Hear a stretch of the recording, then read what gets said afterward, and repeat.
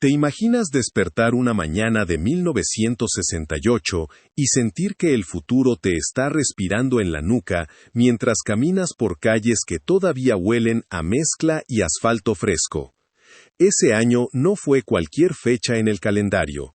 Fue el momento exacto en el que la Ciudad de México decidió quitarse el rebozo y ponerse un traje de gala, aunque las costuras le estuvieran apretando por todos lados. La capital se convirtió en un hormiguero de ingenieros, obreros y arquitectos que traían la consigna de dejar a los extranjeros con el ojo cuadrado para las Olimpiadas. No era para menos, pues éramos el primer país de habla hispana en cargar con semejante paquete, y la neta es que el gobierno no quería dar el gatazo, quería lucirse en serio.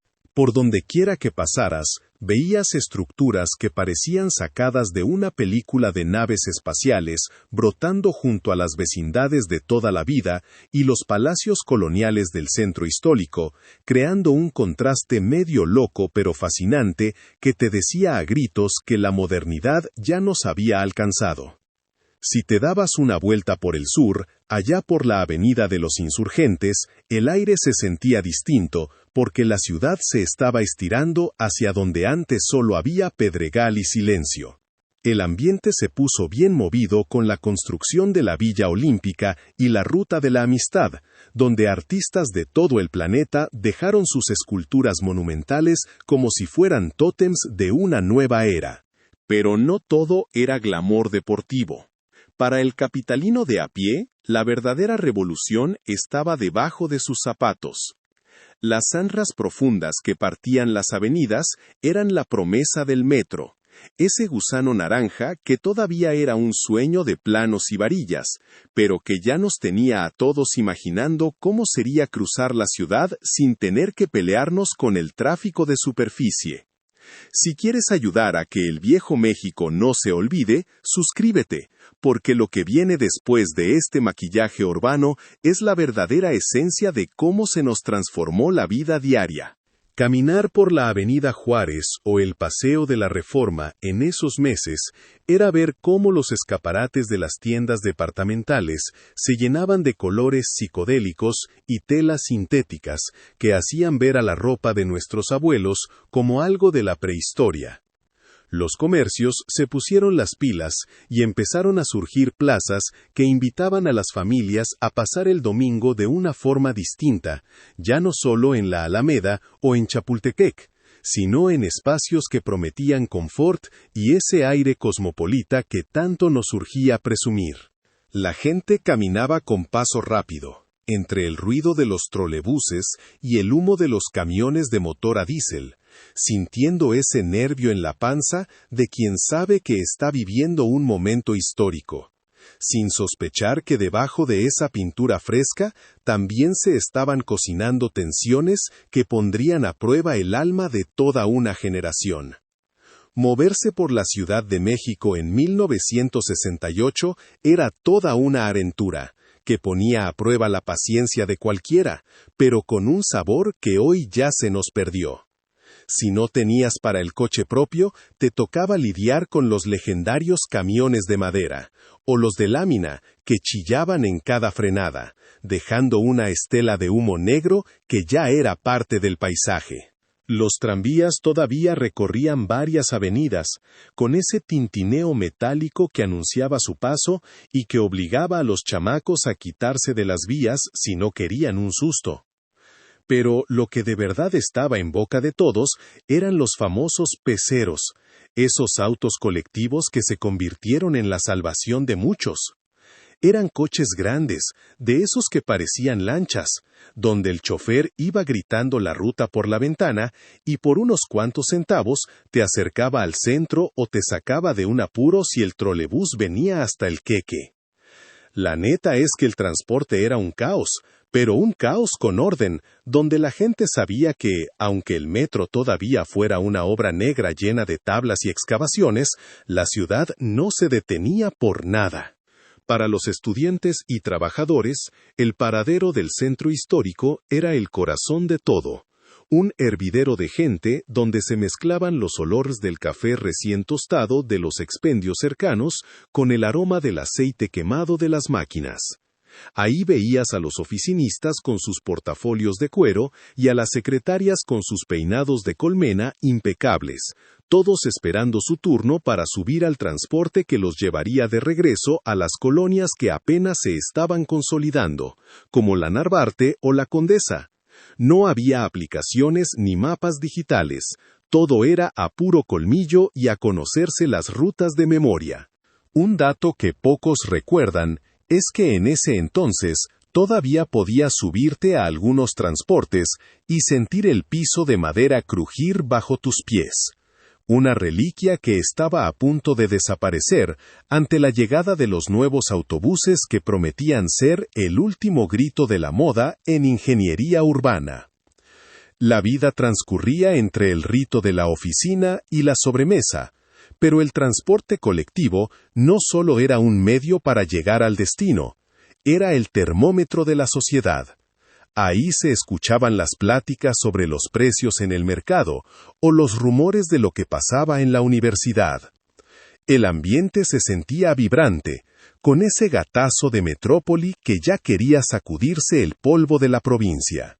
Mientras los ingenieros apuraban las obras para que los visitantes olímpicos no vieran los baches, el chilango de a pie se acostumbraba a las desviaciones y al ruido constante de las palas mecánicas, sabiendo que ese sacrificio valdría la pena cuando el primer tren naranja por fin se deslizara bajo la tierra, cambiando para siempre el ritmo de nuestro querido y congestionado Distrito Federal. Si en las calles se sentía el futuro, entrar a un cine en 1968 era directamente bajarse de una nave espacial. En aquel entonces, ir a ver una película no era cualquier cosa. Era un ritual de traje y vestido, de formarse en las marquesinas iluminadas del cine Metropolitan, el Latino o el Roble, donde las pantallas eran tan grandes que sentías que te tragaban. Ese año, la ciencia ficción nos voló la tapa de los sesos con 2001 Odisea del Espacio. La raza salía de la función rascándose la cabeza, tratando de entender qué onda con el monolito y ese HAL 9000 que les puso los pelos de punta, porque nadie había visto efectos tan pulidos. Pero si de impacto hablamos, el planeta de los simios fue el que de verdad dejó a todos con la boca abierta. Ver a Charlton Heston hincado frente a una estatua de la libertad semienterrada fue un golpe de realidad que nos hizo pensar que, a lo mejor, la humanidad no iba por tan buen camino como creíamos. Pero no creas que todo era ver para arriba, porque el terror también se puso bien color de hormiga. En los cines de la capital se estrenó El bebé de Rosemary, y más de una señora salió rezando de la sala después de ver la cara de angustia de Mia Farrow. Fue el año en que el miedo dejó de ser de monstruos de hule para volverse algo psicológico, algo que se te metía bajo la piel. Y mientras en Hollywood George A. Romero inventaba al zombi moderno con La Noche de los Muertos Vivientes, aquí en México no nos quedábamos atrás ni de chiste. Carlos Enrique Taboada nos regaló esa joya absoluta llamada Hasta el viento tiene miedo. La neta es que, hasta la fecha, escuchar el viento silbar en un pasillo oscuro nos hace recordar a Marga López y ese ambiente de internado que nos helaba la sangre. Fue un éxito tan tremendo que las filas daban la vuelta a la manzana, demostrando que al mexicano le encanta el suspenso bien hecho. Para los que buscaban algo más espiritual, pero con su toque de misterio, El Escapulario llegó a las pantallas para contarnos que el amor de una madre atraviesa hasta la muerte, todo con la Revolución Mexicana de fondo. Pero si lo que querías era olvidarte de las penas y soltar la carcajada, ahí estaba el mismísimo Mario Moreno Cantinflas con Por mis pistolas. Verlo de boticario en el viejo oeste, mareando a los pistoleros con su labia inconfundible, era garantía de sala llena y risas grabadas en la memoria. El cine en el 68 era ese refugio donde, por un par de horas, podías ser un astronauta, un sobreviviente o un revolucionario, mientras afuera la ciudad seguía girando a 1000 por hora bajo las luces de neón que ya anunciaban la llegada de los atletas de todo el mundo. Si te asomabas a la ventana de cualquier departamento en la Juárez o en la Narvarte, lo más seguro es que escucharas de fondo los acordes de Honey de Bobby Goldsboro, una rola que traía a todos bien acaramelados, o a la gran Dionne Warwick con su I Say a Little Prayer, que era el pan de cada día en las frecuencias de AM. Pero la neta es que el ambiente se estaba poniendo pesado en el buen sentido, porque el rock psicodélico estaba llegando con todo. Los chavos de la época empezaban a dejarse las patillas largas y a usar pantalones de campana mientras en las bocinas retumbaba Born to be Wild de Steppenwolf. Ese rugido de motor hecho canción se convirtió en el himno de los que ya no querían seguir las reglas de sus jefes, marcando el inicio de lo que muchos llamaron la era del heavy metal, aunque en ese entonces solo sonara como algo que te hacía querer subirle a todo lo que daba el aparato. Los Beatles, que ya eran unos dioses para la juventud mexicana, soltaron Hey Jude, y aquello fue una locura total. Era imposible ir a una fiesta de 15 años o a un tardeada sin que pusieran ese final eterno que todo el mundo coreaba aunque no supieran ni pizca de inglés. Pero también sacaron Revolution, y ahí la cosa ya no era solo baile. Era un reflejo de lo que se sentía en el aire de las universidades y las calles. Mientras tanto, Janis Joplin, la bruja cósmica, nos desgarraba el alma con su voz rasposa en Piece of My Heart, enseñándola a las chavas que se podía ser libre y potente. La música era el lenguaje con el que la Ciudad de México se conectaba con Londres o San Francisco, borrando las fronteras a través de la psicodelia de Cream o el misticismo de The Doors con su Hello, I Love You. Pero no creas que todo era puro rock en inglés, porque el orgullo nacional y el idioma español daban una batalla muy digna en las listas de popularidad. Roberto Jordán era el galán del momento y su versión de El juego de Simón ponía a todo el mundo a brincar, mientras que desde España nos llegaba la alegría de Marisol y su Corazón contento. Y si hablamos de canciones que se quedaron tatuadas en el ADN del mexicano, 1968 fue el año en que el maestro Armando Manzanero nos regaló Somos novios, una joya que se convirtió en el himno oficial de los enamorados que se daban el sí bajo el reloj de la esquina. Era una época de contrastes brutales. Por un lado, la dulzura de Angélica María cantando Cuando me enamoro, y por el otro, el ritmo frenético de Pata Pata de Miriam Makeba que nos ponía a bailar a todos. La radio era ese hilo invisible que unía a la ciudad, dándonos el ritmo necesario para aguantar un año que, musicalmente, fue el mejor de la década. Bajo todo ese barniz de modernidad y las banderas de colores que anunciaban la paz olímpica, en las entrañas de la Ciudad de México se estaba gestando un choque de trenes que nadie pudo frenar. Lo que empezó como un pleito de prepas, una bronca de esas que se arman por una mirada o un empujón en la plaza de la Ciudadela entre alumnos de la Vocacional 5 y la preparatoria Isaac Ojoterena, terminó encendiendo una mecha que el gobierno de Gustavo Díaz Ordaz no supo apagar más que con la fuerza bruta. La neta es que la policía se pasó de lanza, y esa represión inicial fue el cerillo que incendió el polvorín estudiantil. De pronto, las aulas de la UNAM y el Poli se vaciaron para llenar las calles con consignas que pedían libertad y justicia, algo que a los señores del poder les sonaba a pecado mortal. Los camiones del transporte público terminaron con pintas y a veces hasta quemados en las esquinas, mientras el ejército sacaba los tanques a patrullar el Zócalo como si estuviéramos en guerra, dejando claro que el guante de seda se había convertido en un puño de hierro. La tensión se puso color de hormiga durante todo el verano, con marchas que hacían temblar el pavimento, como la del silencio, donde miles caminaron sin decir una palabra, pero gritando todo con la mirada, demostrando una unidad que puso a sudar a los de la silla presidencial. Pero el destino ya estaba marcado para el 2 de octubre. Ese día, la Plaza de las Tres Culturas en Tlatelolco se llenó de chavos, maestros y hasta familias enteras que solo querían ser escuchadas, bajo el cielo gris de la tarde. De repente, unas luces de bengala cruzaron el aire y el infierno se desató.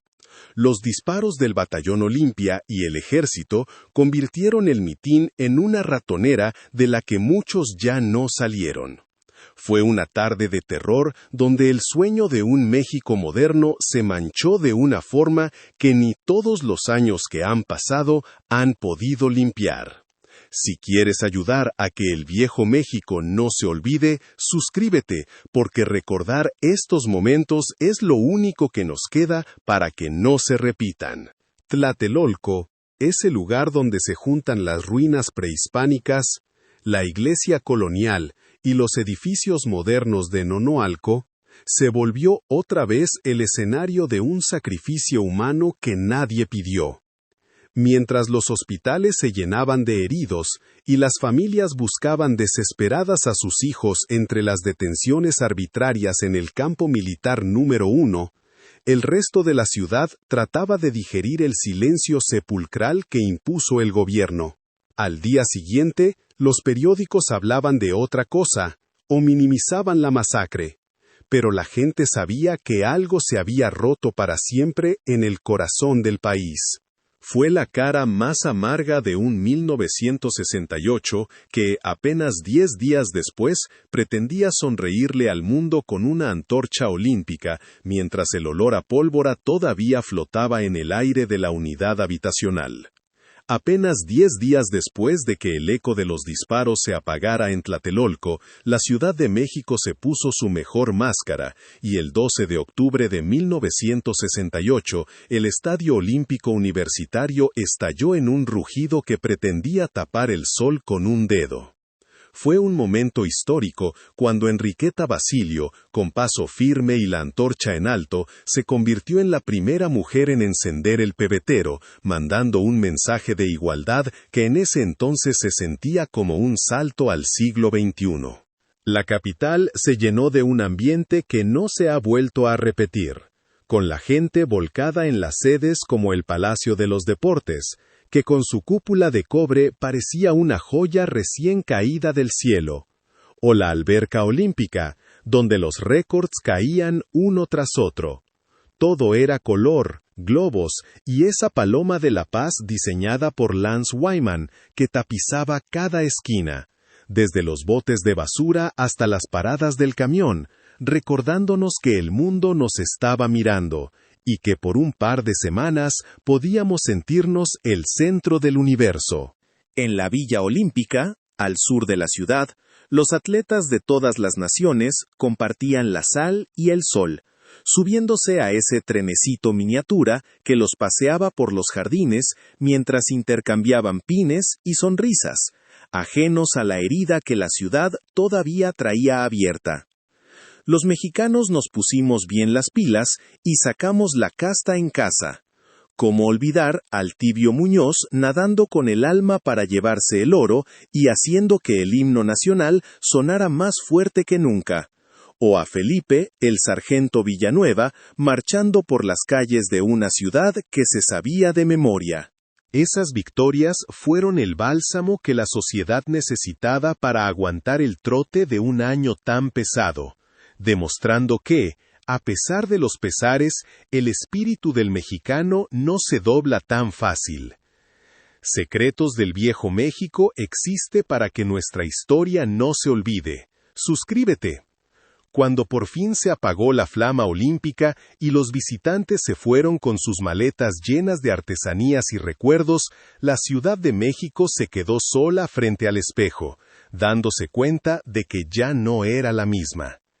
Los meses finales de 1968 transcurrieron entre la nostalgia de la fiesta y la reflexión de lo que vendría en 1969, con la inauguración del metro y el fin de una década que nos sacudió hasta los cimientos. El 68 se nos fue entre las luces de la Navidad y los deseos de Año Nuevo, dejando un legado de arquitectura impresionante, música que todavía nos hace cantar, y una conciencia social que despertó a punta de golpes. Fue el año en que aprendimos que la modernidad no solo son edificios altos y trenes rápidos, sino la valentía de un pueblo que sabe recordar su pasado para no perderse en el futuro. Secretos del Viejo México existe para que nuestra historia no se olvide. Suscríbete.